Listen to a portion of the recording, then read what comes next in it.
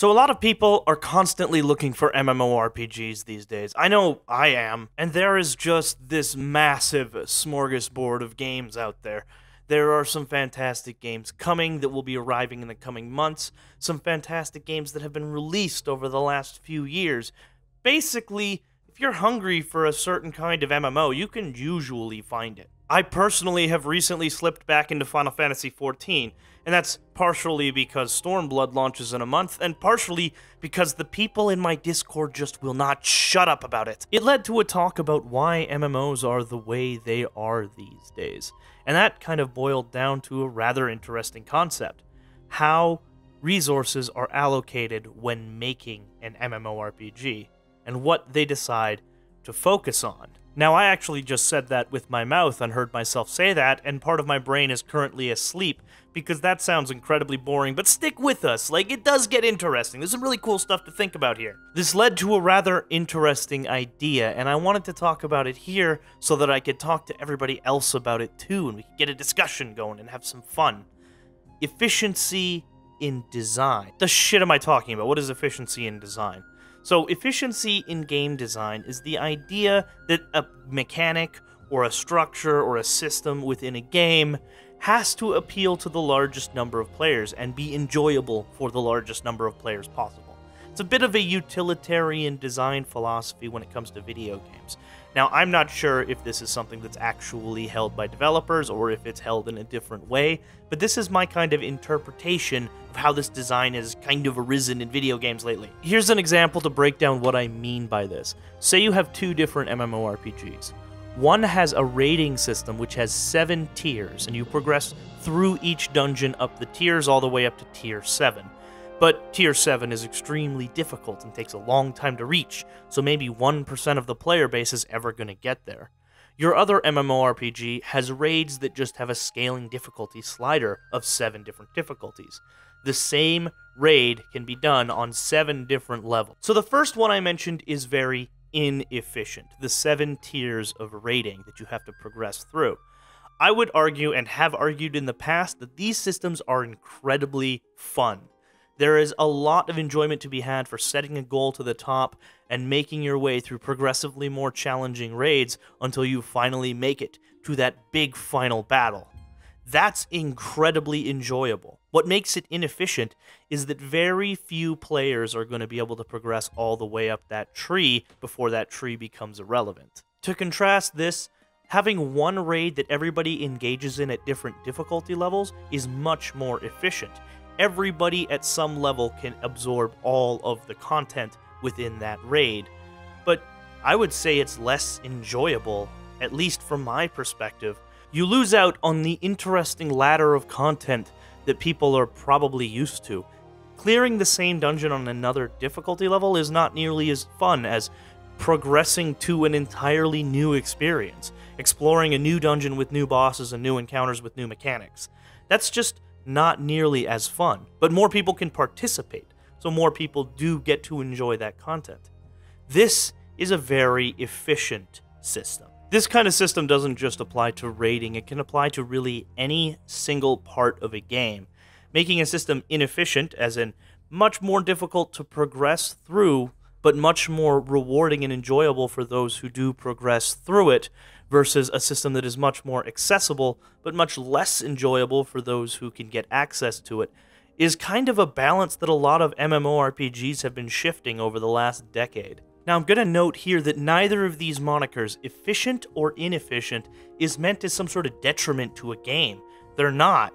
They're just philosophies that go into designing how players engage with the content in that game. So now we've got a good idea of what I mean by efficient or inefficient games.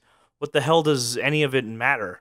Well, it has a lot to do with games that are coming out over the next little while, and games that have come out, and I think some people have become a little bit disillusioned with. Efficient games would number World of Warcraft and Final Fantasy XIV. These games allow a lot of accessibility for many players to enjoy all of the content in a watered-down sense. There's very little real climb in these games. There's some grind, but it's substantially less than, say, early World of Warcraft or even some other contemporary MMOs like WildStar or Black Desert.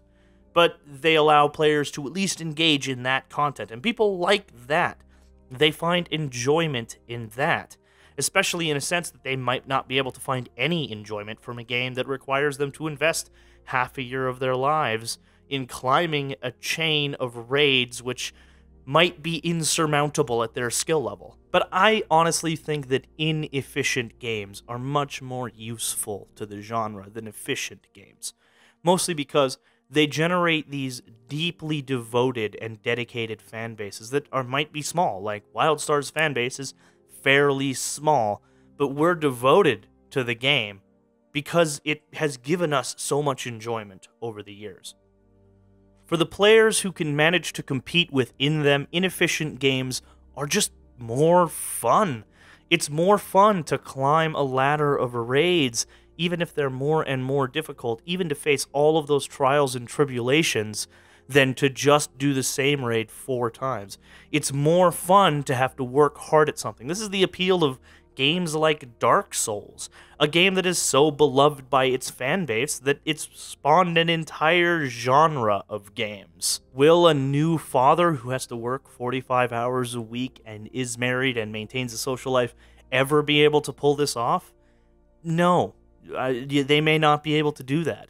That doesn't mean the game shouldn't exist. That doesn't mean the game isn't useful or valuable to the genre in some way. Games like WildStar that are very inefficient, that focus on the enjoyment of a rather small number of players who are capable of obtaining that, are a refuge of this kind of gameplay. Because this stuff is wanted by more and more people. It's just not enough people to justify one of the biggest conundrums in MMO development: the problem of profits. In any video game genre, MMORPGs included, we have to face up to the idea that our games have to make money. MMOs are very expensive. They need to be maintained over many years with new content development, server costs, all sorts of new marketing to draw in other players. There is a lot that goes into the development of an MMORPG. And especially when that MMORPG is being published by a major publisher, there are expectations, player numbers, profit amounts, in order to keep the lights on at that studio. This also leads into another theory I have as to why a lot of MMOs these days seem to be coming out of Asian regions, because a lot of Western developers just don't see the value in creating an MMORPG for a Western market that seems to be rather, sold. They're done. World of Warcraft, Final Fantasy XIV, EVE Online, these games all already exist. How do you break into a market that's that saturated, that's full? While Eastern markets still have a lot of room to grow, so we see a lot of those getting ported across the ocean and into North America. But does this mean that the idea of an inefficient MMORPG is not possible? Does the problem of profits mean that we're never going to get a game that's truly focused on a niche audience, that's able to reward players who want to work hard towards getting to the end of a game? Will there never ever be another truly hardcore MMO? I don't honestly believe this. I don't think that that's going to happen. I think that we're going to see new, awesome niche games coming.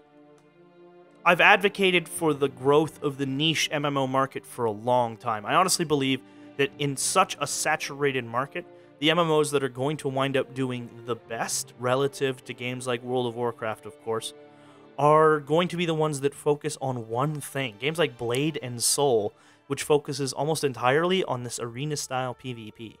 Or WildStar, which focuses almost entirely on PvE expansion now, and I guess role-playing. These games are going to be the best experiences that we can find in an MMO world. And as cash shops become more prevalent and more fair, and as the prices of servers go down, the cost of development goes down, I really hope that we can start seeing a lot more inefficient MMOs. Because those are the kinds of games that spark those warm, happy memories of raiding, of pushing through content, of working hard towards something, of spending weeks farming ore so I could buy Epic Flight in Burning Crusade so that I could do the Nether Drake quests, and literally spending days on that last goddamn Nether race, of spending months progressing through different raids, working on Karazhan for months, working on Gruul's Lair and Magtheridon's Lair for months, SSC, TK, all the way up for months to get to the top. Those are the most inspired and the happiest memories I have with these games. And all of those systems do come from constructs and mechanics within these MMORPGs that are inefficient, that distribute enjoyment inefficiently to players. A lot of players will never reach those points.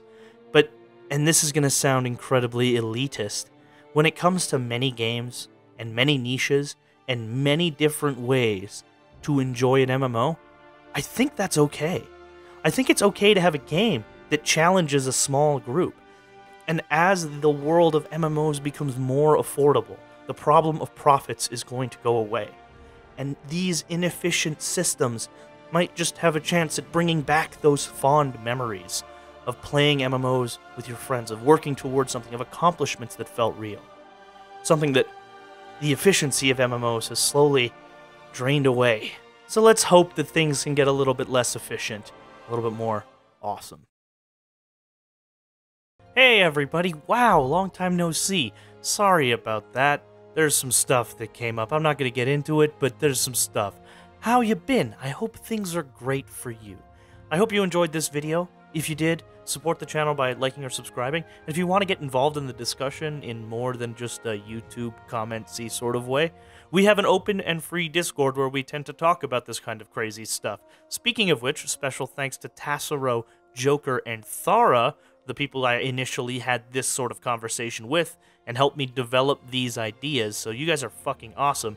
And if you want to get involved in that conversation, there is a link in the description down below to our open Discord where we talk about and play many video games, and also dank memes and stuff.